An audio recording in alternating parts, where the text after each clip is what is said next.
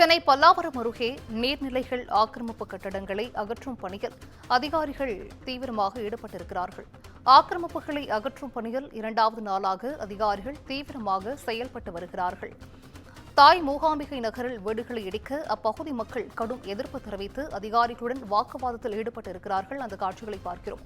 கூடுதல் விவரங்களை செய்தியாளர் சக்திவேல் வழங்கிட கேட்கலாம். சக்திவேல், வணக்கம். இது குறித்தான முழு விவரங்கள்.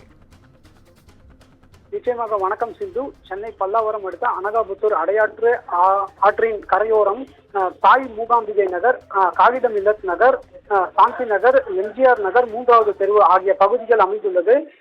ஆற்றின் சுமார் 700 வீடுகள் உள்ளன.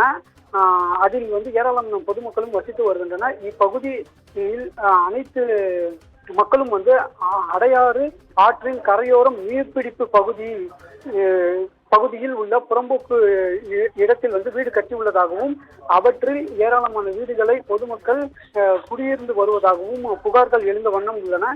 அதில் வசித்து வந்த 81 குடும்பத்தினரை ஏற்கனவே 2023ஆம் ஆண்டு வருவாய்த்துறை அதிகாரிகள் அகற்றி அவர்களுக்கு சென்னை பெரும்பாக்கம், ஊர்வஞ்சேரி, அடுத்த கீரைப்பாக்கம் உள்ளிட்ட கிஷ்கிந்தா சாலை உள்ளிட்ட பகுதிகளில் தமிழ்நாடு வீட்டு வசதி வாரியம் சார்பில் அடுக்குமாடி குடியிருப்பில் வீடுகள் கொடுத்து அதில் தங்க வைக்க உள்ளனர்.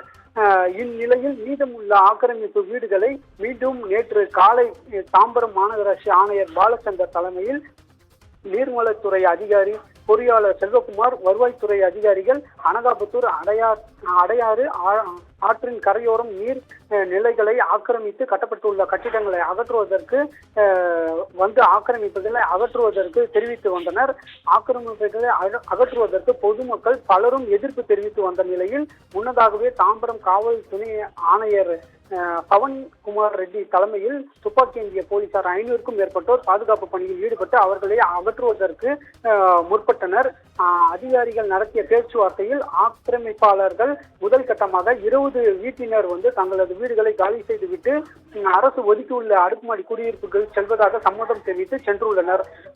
அதனால் முதல் கட்டமாக 20 வீடுகளை அதிகாரிகள் பொக்லைன் இயந்திரம் மூலம் அகற்றினர். மீதம் உள்ள வீடுகளை இன்று 2ஆம் நாளாக அகற்றும் பணியில் ஈடுபட்டனர்.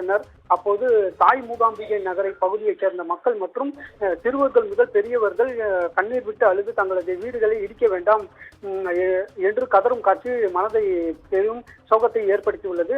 திடீரென அப்பகுதியைச் சேர்ந்த மக்கள் வீடுகளை இடிக்கும் பல இடத்தில் அமர்ந்து போராட்டத்திலும் ஈடுபட்டனர்.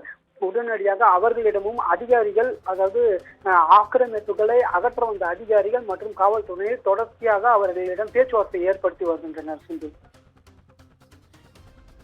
விரிவான விவரங்களை வழங்கியமைக்கு நன்றி சக்திவேல்.